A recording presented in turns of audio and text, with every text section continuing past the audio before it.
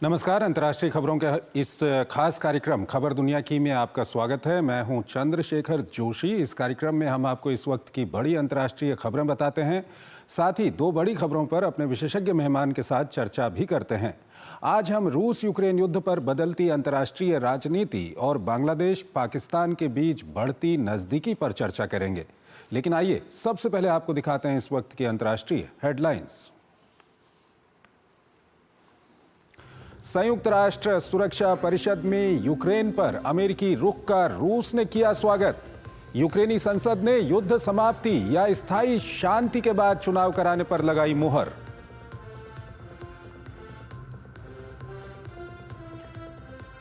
Ukraine America के बीच खनिज समझौते पर बन सकती है सहमति। यूक्रेन का निवेश कोष की स्थापना पर जोर। अब रूस ने भी अमेरिका को दी खनिज क्षेत्र में सहयोग की पेशकश। बांग्लादेश के सेना प्रमुख की अंतरिम सरकार को चेतावनी। संस्थाओं को कमजोर नहीं करने की सलाह। यूनुस को एक और झटका। छात्र नेता नाहिद इस्लाम का अंतरिम सरकार से इस्तीफा। सीरिया में लोकतांत्रिक सरकार बनाने के लिए राष्ट्रव्यापी विचार विमर्श शुरू। अंतरिम सरकार के मुखिया अहमद अल शारा ने संक्रमणकालीन न्याय समिति बनाने की घोषणा की।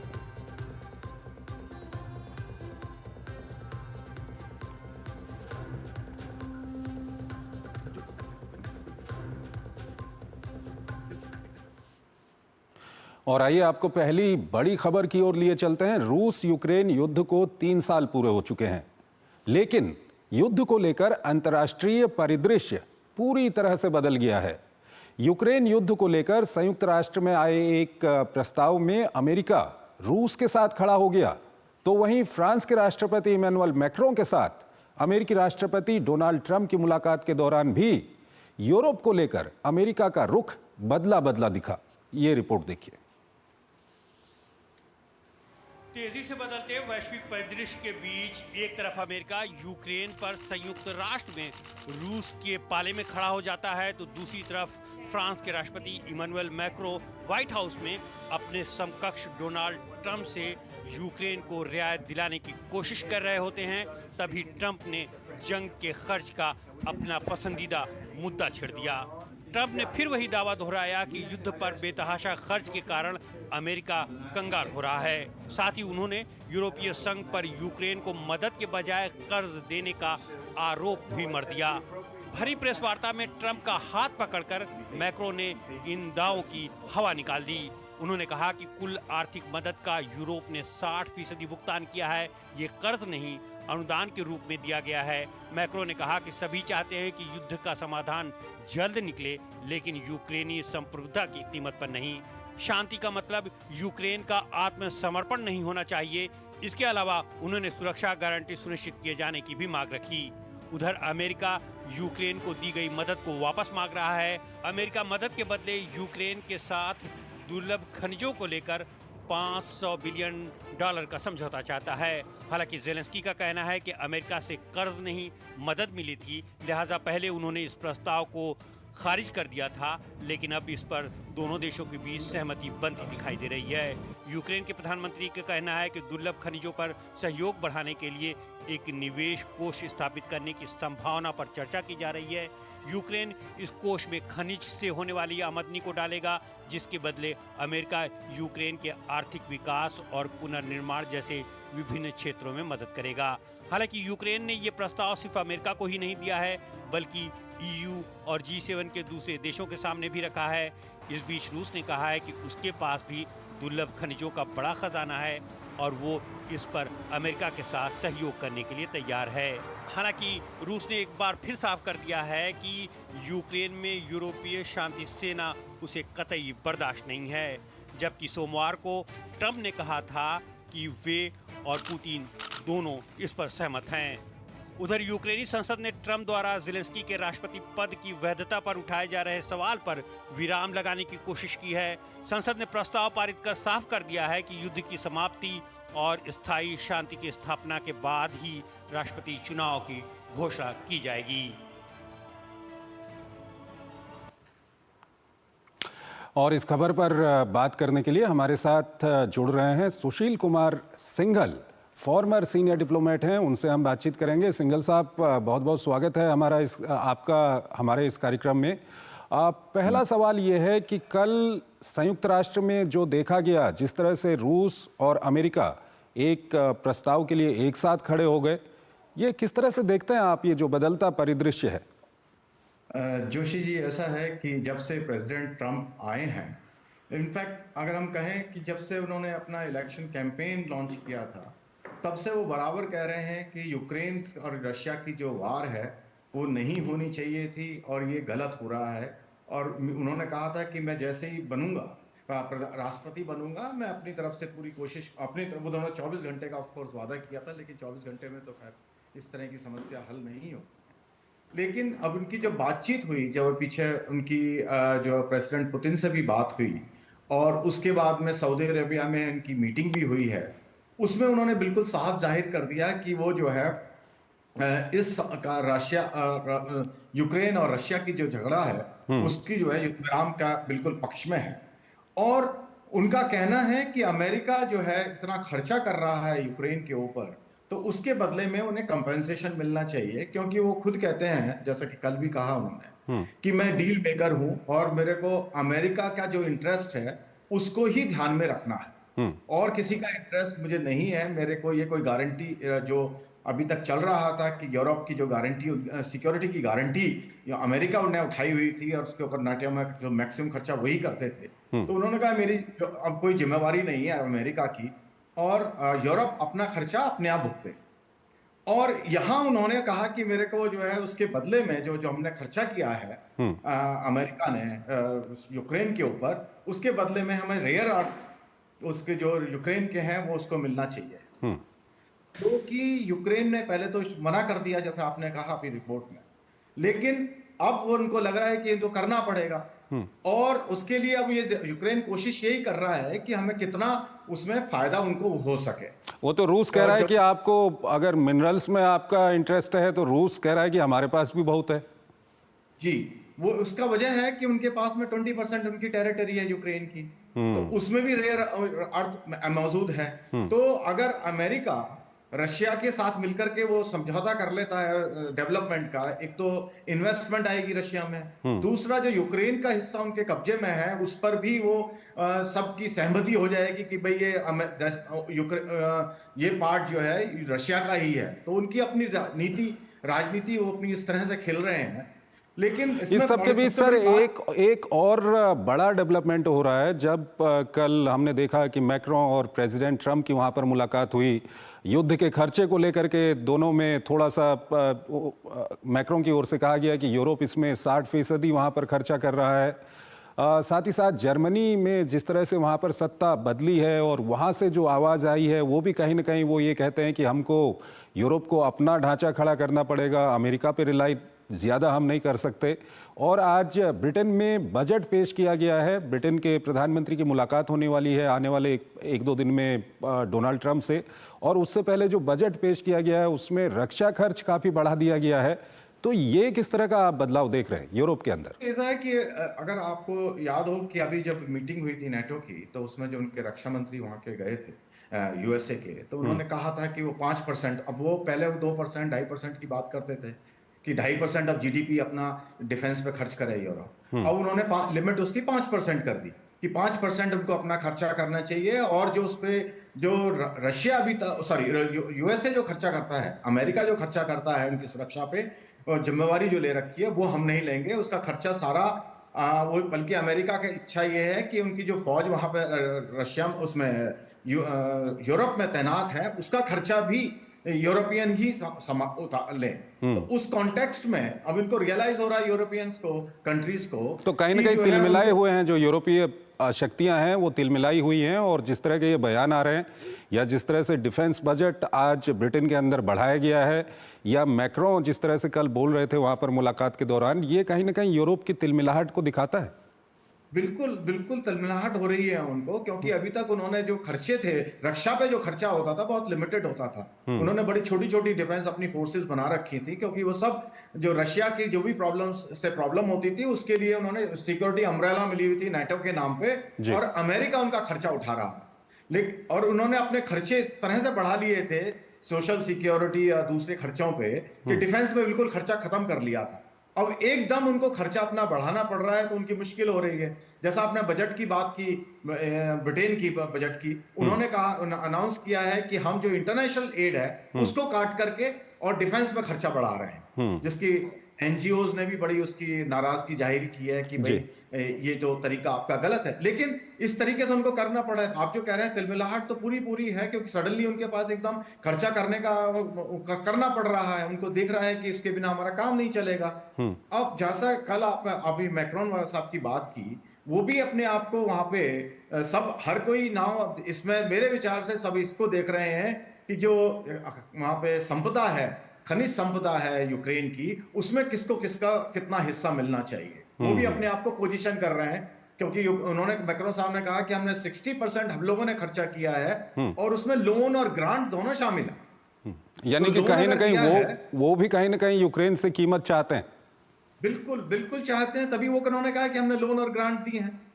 तो इसका मतलब एक तो ये है, और दूसरा एक और भी है, मैं याद हो जैसे आपको $300 बिलियन रशिया का जो है फ्रीज किया हुआ है असेट्स में, जो कि यूरोप में है, और जिसके उन्होंने भी कहा कि हमारे पास $200 बिलियन से ज्यादा की जो रशिया का जो हिस्सा है, जो उनकी असेट्स हैं, वो हमारे यहाँ पर यूरोप में है। और क्योंकि वो यूरो में और दूसरी करेंसीज में बहुत है उनकी करेंसी, तो उसमें भी बातचीत चल रही है एक अंदर खाने कि उसको किस तरह से बंटवारा किया जाए।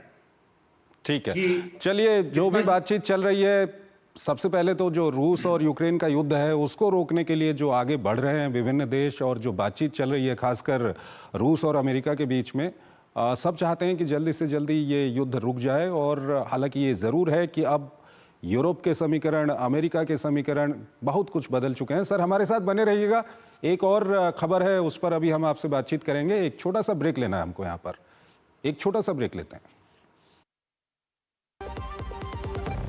सस्ते वाले दाल मसाले स्वाद हुआ बेकार, MDH की हल्दी मिर्ची धनिया करे कमाल, ये रंग दे, ये खुशबू दे, ये तीखा, ये कम पड़े, क्या निराला MDH मसाला।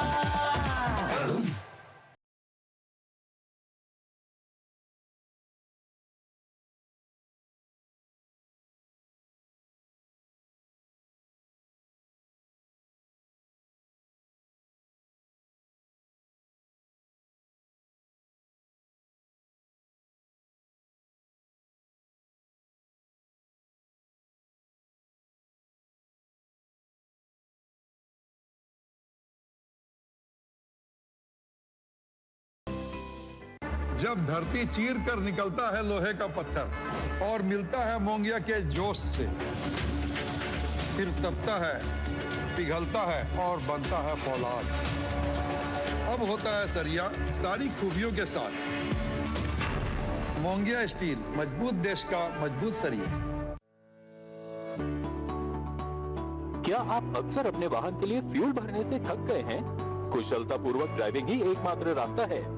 अपने आगे के ट्रैफिक का ध्यान रखकर ईंधन की लागत बचाएं ताकि आप गाड़ी को धीमी कर सकें। गाड़ी चलाने की गति प्रति घंटे 55 किलोमीटर से कम बनाए रखें। सही गियर और क्लच का इस्तेमाल करें। एयर कंडीशनर का कम इस्तेमाल करें। लाल बत्ती पर अपने वाहन को बंद कर दें। होशियारी से ड्राइव करें और अपनी बचत को बढ़ाएं। मुथूट फाइनेंस पेश करते हैं गोल्ड लोन मेला। गोल्ड लोन लेने पर और कस्टमर रेफर करने पर पाइए सुनहरा मौका, लाखों के गिफ्ट वाउचर जीतने का, साथ ही साथ जीतें आप 24 कैरेट खरा सोना। गोल्ड लोन लेने के लिए आज ही मुथूट फाइनेंस की ब्रांच में जाइए या फिर कॉल कीजिए 1-800-313-1212। जीरा से प्यास बुझाए, डाइजेशन के लिए मस्त, शरीर में नमक पानी का बैलेंस बनाए।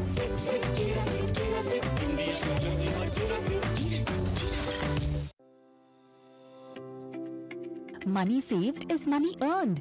I'm now happy that I could save money every month because of my PNG stove, as it cuts down on 20 to 25% of fuel usage. My PNG stove is also 100% safe with the ISI mark. Moreover, PNG as a fuel burns completely, making it a more environment-friendly fuel. So, use PNG and save money like me.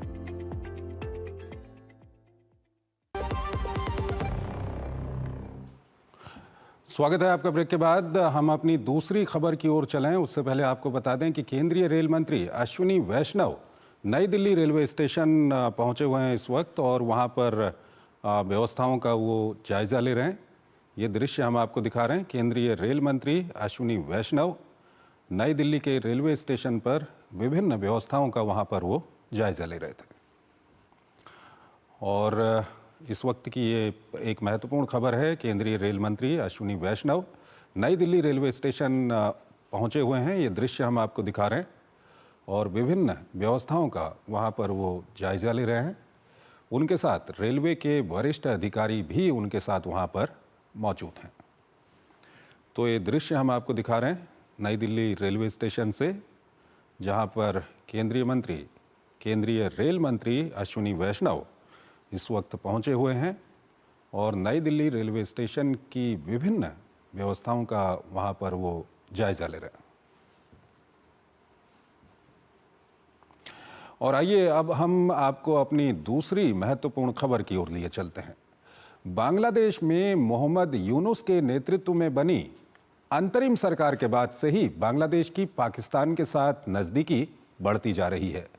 इस सब के बीच बांग्लादेश और पाकिस्तान के बीच 50 से भी ज़्यादा सालों के बाद कारोबार भी शुरू हो गया है।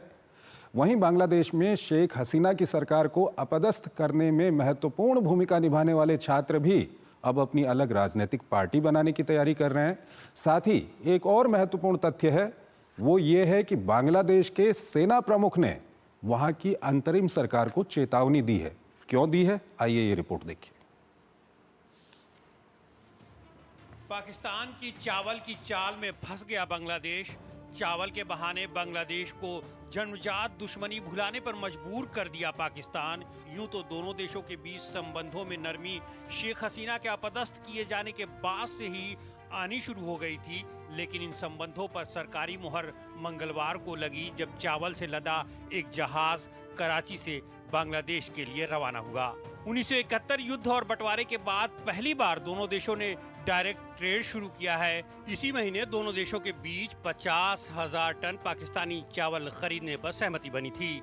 आमतौर पर बांग्लादेश भारत से ही चावल खरीदता रहा है, लेकिन भीषण महंगाई से जूझ रहे बांग्लादेश ने अधिक कीमत पर चावल खरीदकर अपने देश में पाकिस्तान की पैठ बढ़ाने की कोशिश की है।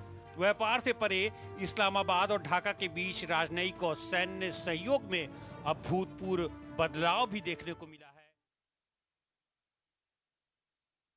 मंत्री अश्विनी वैष्णव नई दिल्ली रेलवे स्टेशन पहुंचे हुए हैं, कुछ बोल रहे हैं वहां पर, आइए आपको सुनाते हैं। नई दिल्ली रेलवे स्टेशन पर पवित्र महाशिवरात्रि के अवसर पर विशेष व्यवस्था की गई है।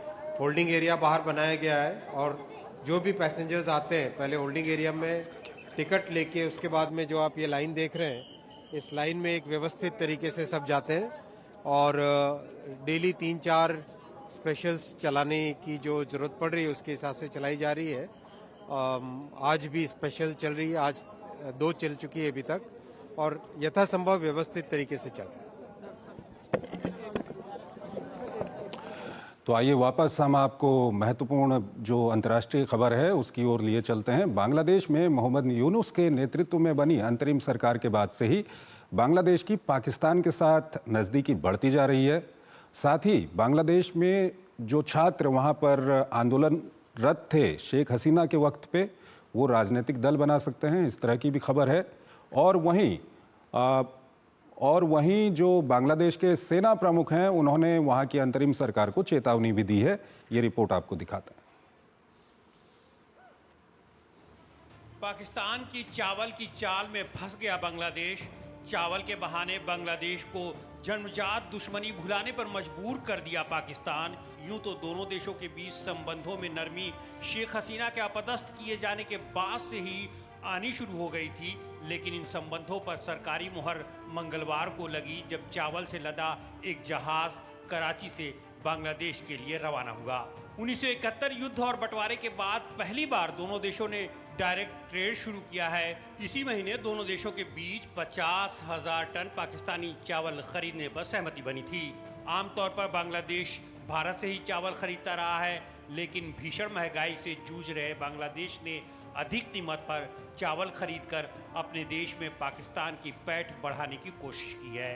व्यापार से परे इस्लामाबाद और ढाका के बीच राजनयिक और सैन्य सहयोग में अभूतपूर्व बदलाव भी देखने को मिला है। जानकार इस दोस्ती के पीछे का मकसद आपसी संबंधों को बढ़ाना कम, भारत को परेशान करना ज्यादा मानते हैं। दो देशों के बीच व्यापार में कोई दिक्कत नहीं है, लेकिन मंशा साफ होनी चाहिए। बड़ी बात यह है कि यूनुस सरकार ने पाकिस्तान के साथ अपने संबंधों को प्रगाढ़ करने के लिए अपनी ओर से भी पहल की है।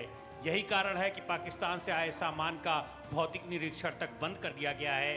कारोबार के बहाने चटगांव में पाकिस्तान के जहाज की मौजूदगी बंगाल की खाड़ी क्षेत्र में भारत की सुरक्षा चिंता को बढ़ा सकती है।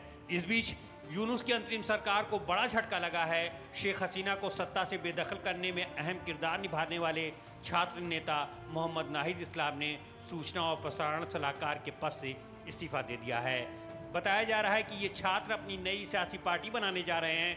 बुधवार को इस नई पार्टी का ऐलान हो सकता है। खबर है कि नाहिद संयोजक के रूप में नई पार्टी का नेतृत्व करेंगे। बांग्लादेश के चुनाव आयोग ने रविवार को कहा कि अंतरिम सरकार द्वारा देश के अंदर कई बड़े सुधारों के लिए 2 समय सीमा तय की गई हैं।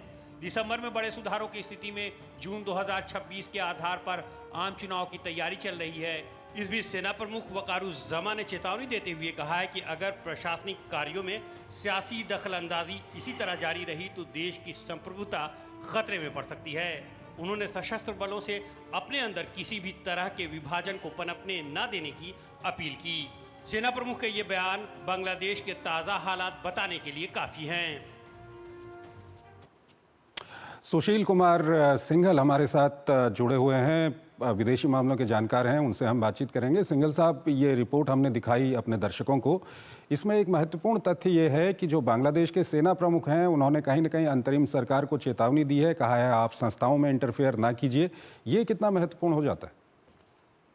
देखिए, अभी जैसा कि आपने रिपोर्ट में बताया कि उसमें चेतावनी जो दी गई है सेना प्रमुख की तरफ से, उन्होंने पहले भी 1-2 बयान दिए थे जिसमें उन्होंने कहा था इनडायरेक्टली अंतरिम सरकार से कि जो सुरक्षा की स्थिति है जो उसको जो है संभाला जाए। और अब जो है उन्होंने बहुत ओपनली बोल दिया है कि अगर ये हालात नहीं बदले तो बांग्लादेश को समस्याओं का सामना करना पड़ेगा। और उन्होंने अपने बयान में ये भी कहा है कि जो है जब तक चुनाव नहीं होंगे तब तक वो शायद पद पे बने रहेंगे। तो एक तरीके से उन्होंने बताया है कि सेना अब अपनी जिम्मेवारी की समझती है और अगर अंतरिम सरकार ने प्रॉपरली काम नहीं किया तो एक हो सकता है कि आर्मी का सेना कोई कड़ा कदम भी उठा सकती है, ये इस तरह का संकेत है। दूसरा सवाल सर, संक्षेप में बताइएगा। एक तो यह है कि जो छात्र वहां पर जिन्होंने आंदोलन किया था वो अपनी राजनीतिक पार्टी बनाने जा रहे हैं। दूसरा, पाकिस्तान और बांग्लादेश के बीच में संबंध जिस तरह से बढ़ रहे हैं, संक्षेप में सर। यह है कि जो छात्र हैं वो बहुत उनकी जो उम्मीद थी कि एकदम इलेक्शन हो जाएंगे, वो इलेक्शन नहीं हो रहे हैं और जिस तरह से वो चलाना चाहते थे सरकार को वो नहीं चल पा रही है उनके हिसाब से। तो वो इसलिए अपने बड़ा क्लियर है कि वो अपनी अलग से पॉलिटिकल पार्टी बना करके ठीक है। पाकिस्तान बांग्लादेश में जो संबंध बढ़ रहे हैं, पाकिस्तान बांग्लादेश के जो संबंध बढ़ रहे हैं, अंतरिम सरकार जो है भारत से दूरी बनाने की कोशिश कर रही है क्योंकि वो सोचते हैं कि शेख हसीना की वजह से कहीं ना कहीं ये भारत से दूरी बनाने की एक कोशिश है अंतरिम सरकार की। हालांकि बांग्लादेश के अंदर में जो आवाम का एक बड़ा तबका है जो भारत से नज़दीकी चाहता है। सिंघल साहब, बहुत बहुत धन्यवाद आपका हमारे इस कार्यक्रम में जुड़ने के लिए और अपना महत्वपूर्ण विश्लेषण हमारे दर्शकों के सामने रखने के लिए। अभी हम आपको आज की कुछ और प्रमुख अंतर्राष्ट्रीय खबरें बताएंगे, लेकिन उससे पहले एक छोटा सा ब्रेक।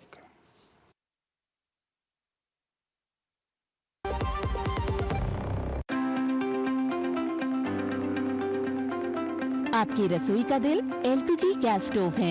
मेरा ISI और BIS प्रमाणित LPG स्टोव मेरे पसंदीदा भोजन को पकाने के लिए आवश्यक हीट का सोर्स है। मैं सुरक्षित रूप से और खुशी से खाना पकाने का आनंद ले सकती हूँ। अगर आप एक ऐसी धरती की तलाश में हैं, जहां अनंत संभावनाएं और अपार अवसर एक साथ मिलते हों, जहां एशिया का सबसे लंबा high speed automotive testing track हो और दुनिया के प्रमुख वाहन निर्माता स्थित हों, जहां भारत की 27% ऑर्गेनिक फसलें 11 यूनिक एग्रो क्लाइमेटिक जोन्स में उगाई जाती हैं, जहां 300 से अधिक फार्मा कंपनियां दुनिया के 160 देशों में दवाइयों का निर्यात कर रही हों, जहां कॉटन, सिल्क और डिफेंस मैन्युफैक्चरिंग नई इंडस्ट्रीज के साथ विकसित हो रही हों, जहां 1 लाख एकड़ से अधिक का इंडस्ट्रियल लैंड बैंक और प्राकृतिक संसाधनों की भरपूर उपलब्धता हो, जब ये सारी संभावनाएं एक जगह मिलती हों, तो समझ जाइएगा कि आप भारत के हृदय मध्य प्रदेश में हैं। स्वागत है आपका 8वें ग्लोबल इन्वेस्टर्स समिट 2025 में, जहां मुख्यमंत्री डॉक्टर मोहन यादव प्रधानमंत्री श्री नरेंद्र मोदी के विकसित भारत के विजन को आगे बढ़ा रहे हैं। आप आइए, आपको लगे पॉलिसी से आउट ऑफ वे भी जाना हो तो सरकार तैयार है आपकी सारी मदद करने के लिए। इन्वेस्ट मध्य प्रदेश, अनंत संभावनाओं का प्रदेश। 24 और 25 फरवरी 2025, भोपाल, मध्य प्रदेश। एक ऐसा तबका जो रिटायरमेंट के बारे में आज भी बिल्कुल नहीं सोचता, वो है औरतें। औरतें कमा के भी वल्नरेबल हैं। सो एनपीएस एक इक्वालिटी ला रहा है। हम सब एक बराबर प्लेटफॉर्म पे हैं। अपने बेहतर कल को सुनिश्चित करने के लिए एनपीएस जरूरी है। गोल्डी मसाले के 100 ग्राम के स्पेशल पैक्स में फ्रेशनेस लॉक है। ऐसे गोल्डी मसाले जहां जाएं रिश्ते बनाएं।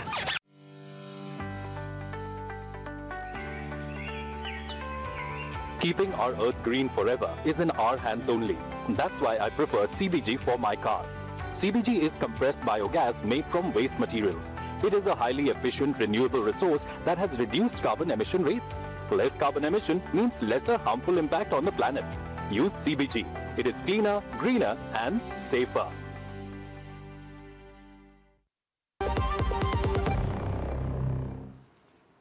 स्वागत है आपका ब्रेक के बाद अंतर्राष्ट्रीय खबरों के हमारे इस कार्यक्रम में फिलहाल इतना ही, लेकिन जाते जाते आपको छोड़ जाते हैं आज की कुछ और प्रमुख अंतर्राष्ट्रीय खबरों के साथ। आप हमारी पूरी टीम को इजाजत दीजिए। नमस्कार। एआई के उपयोग से लोगों की नौकरियों पर खतरा उत्पन्न होने की बहस के बीच सिंगापुर से बड़ी खबर आई है। सिंगापुर के सबसे बड़े बैंक ने अगले 3 वर्षों में एआई के उपयोग के कारण 4000 नौकरियों में कटौती की आशंका जताई है। हालांकि बैंक का कहना है कि इससे बैंक के स्थायी कर्मचारियों पर कोई खतरा नहीं होगा। इसका असर सिर्फ संविदा वाले कर्मचारियों पर पड़ेगा और इसी आधार पर उनकी नौकरियां खत्म की जाएंगी। यह दुनिया का पहला ऐसा मामला है जहाँ एआई की वजह से किसी संस्थान के आम कर्मचारियों की नौकरियों पर खतरा है।